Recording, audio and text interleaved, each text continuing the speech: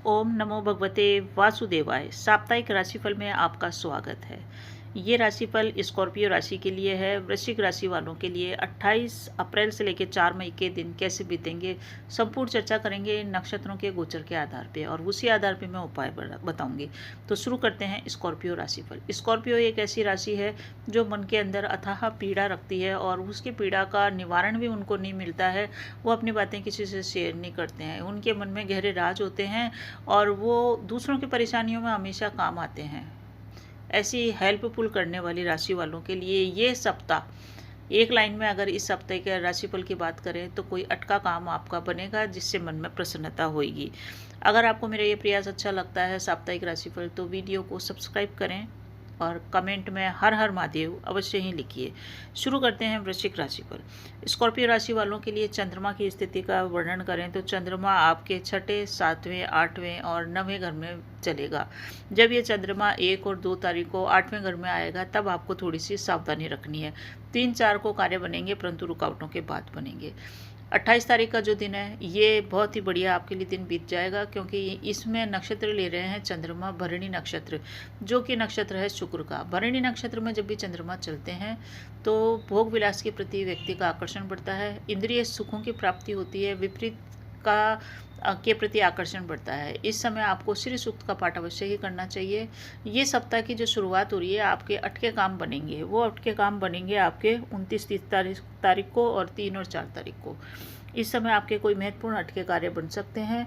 कोई संस्था या कोई व्यक्ति आपके कार्य में रुकावट डाल रहा था, परेशानी कर रहा था, तो आपको बड़ी चिंता चल रही थी, तो उन चिंताओं को छोड़ दें आप, क्योंकि वो सब रुकावटें अब दूर होगी और आपके कार्य बनेंगे। जो भी व्यक्ति आपको परेशान कर रहा था वो आपकी परेशानी अब दूर होने वाली है। आपका पक्ष भारी होएगा। वर्क प्लेस पे आपको शांति मिलेगी, क्योंकि वर्क प्लेस पे अधिकारी वर्ग या उच्च अधिकारी या कलीग जो भी आपको परेशान कर रहे थे, दिक्कतें आ रही थी, काम में मन नहीं लग रहा था, वो सब परेशानी दूर होएगी और आपके सपोर्ट में लोग बाग आएंगे, तो आपके लिए बढ़िया है।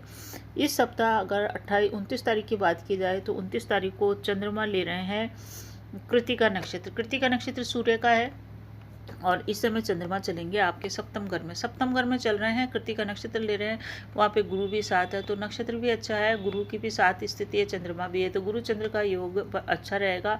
आपके कार्य बनेंगे, अटके हुए कार्य महत्वपूर्ण बनने वाले हैं। जो भी कार्य अटके हुए उनको आप करिए, लाभ होएगा। बिजनेस वालों के लिए भी बढ़िया है। बिजनेस में कोई आपके अच्छे काम अटके हुए थे तो वो अच्छे काम बनेंगे और आपको बहुत ही अधिक इस समय प्रसन्नता की प्राप्ति होगी। गुरु का सपोर्ट है, गुरु की दृष्टि आपके लग्न पे, काफ़ी बुद्धिमान आप रहने वाले हैं। साथ ही साथ इस समय धन की प्राप्ति भी आपको होती हुई दिख रही है। व्यर्थ की चिंताओं को आप दूर करें, आगे बढ़े। 30 तारीख की बात करें तो 30 तारीख को बहुत ही प्रिय नक्षत्र है चंद्रमा का रोहिणी। रोहिणी चंद्रमा की सबसे प्रिय रानी है और इस नक्षत्र में जब भी चंद्रमा आते हैं तो बहुत ही प्रफुल्लित रहता है। और आपके सप्तम भाव के अंदर चंद्रमा चल रहे हैं, जो कि वैवाहिक जीवन का है, बिजनेस पार्टनर का है, रोजमर्रा की इनकम का है। इन सभी में इजाफा होएगा। वैवाहिक जीवन का तनाव दूर होएगा, बिजनेस पार्टनर से मतभेद दूर होंगे और ये चंद्रमा आपको हर तरह से लाभ दिला के जाएगा। आपको वर्क प्लेस के ऊपर भी लाभ मिलेगा, बिजनेस में भी आपको लाभ मिलेगा, व्यापार व्यवसाय अच्छा चलेगा, प्रोफेशनल लाइफ भी इस समय अच्छी चलेगी। चिंता और भय आपके मन में जो था वो तो अब दूर होएगा और उस चिंता मन को आप अपने मन से निकाल के अपने कार्य पे फोकस करें, आपके लिए बढ़िया है। स्टूडेंट्स के लिए भी ये दिन बढ़िया है। आपको रोहिणी नक्षत्र का उपाय यही है कि कृष्ण की आराधना करते हुए चलिए और 29 तारीख को सूर्य आराधना अवश्य कीजिए, क्योंकि कृतिका नक्षत्र है जो कि सूर्य का है। जब भी जिस नक्षत्र के देवता का चंद्रमा हो उस नक्षत्र देवता को प्रणाम करें, तभी आपके कार्य बनेंगे। ऐसा अगर हम नक्षत्र देवता को प्रसन्न नहीं करते हैं तो कार्य में रुकावटें आती है, ये मान के चलिए। तो 30 तारीख को अवश्य ही कृष्ण आराधना कीजिए, राधे राधे करते हुए आगे बढ़िए। अब बात करते हैं 1 तारीख की। 1 तारीख को चंद्रमा आपके चले जाएंगे अष्टम घर में, जो कि आपके ससुराल का है, मृत्यु का है, पाताल का है और परेशानियों का, कष्टों का है। यहाँ पे जब भी चंद्रमा जाते हैं तो ये गहरा पानी है, गहरा अंधकार है।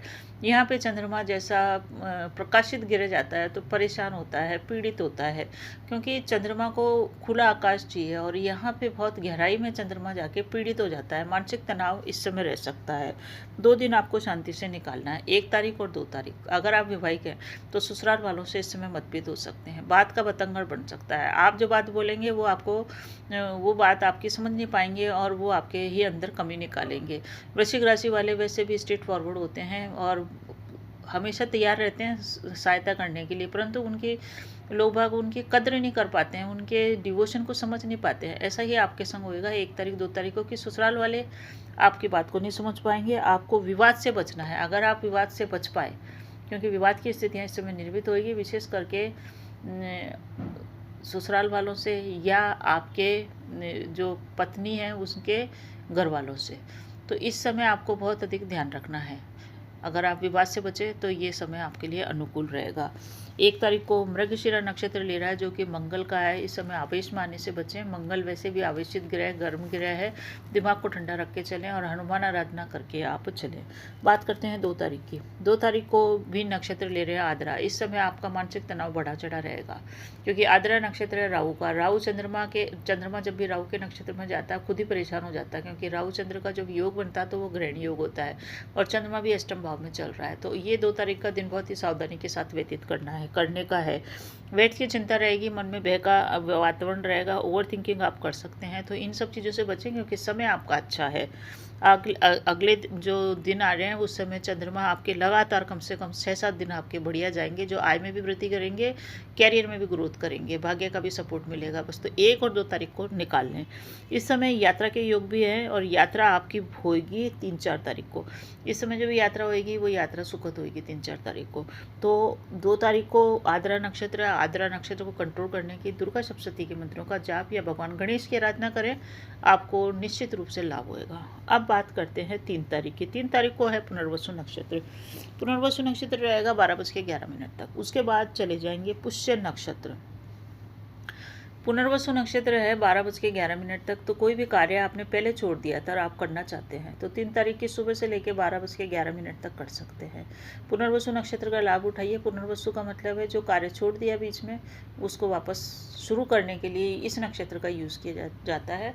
तो इस समय आप इस चीज़ को आप स्टार्ट कर सकते हैं। और अगर आप नहीं स्टार्ट करना चाहते हैं तो कोई बात नहीं, जितने भी सामान्य कार्य वो कीजिए, बस विवाद से बचिए, आपके लिए बढ़िया है। विष्णु सहस्त्रनाम का जाप कीजिए, लाभ होएगा। 3 तारीख को ही चंद्रमा चले जाएंगे आपके भाग्य भाव में। भाग्य का सपोर्ट मिलना शुरू हो जाएगा 3 तारीख से ही 12 बजे के बाद, और वो भाग्य का सपोर्ट लगातार आपके जारी रहेगा जब तक चंद्रमा रहेंगे 11वें घर में। यानी कि आगे के 6-7 दिन आपके लिए बहुत ही बढ़िया शानदार रहेंगे। उस समय आपकी राशि सबसे भाग्यशाली राशि होगी 12 राशियों में से। ये जो आने वाला सप्ताह है ये बहुत ही फ्रूटफुल साबित होएगा आपके लिए, क्योंकि सूर्य की स्थिति भी बढ़िया है, चंद्रमा की स्थिति भी बढ़िया है।